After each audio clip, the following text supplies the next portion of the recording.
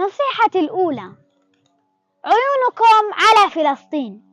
تعلموا وعلموا أولادكم عن تاريخ فلسطين. علموهم أنها قضية كل المسلمين. علموهم أنها قبلة المسلمين الأولى. علموهم أن في غزة أسودا كاسرة تواصل الليل بالنهار لتحرر هذه الأرض المباركة، فنحن مقبلون على أيام سيكون النصر فيها حتما لهذا الدين، فاجعلوا لكم بصمة في هذا النصر العظيم. ويسألونك متى هو؟ قل عسى أن يكون قريبا.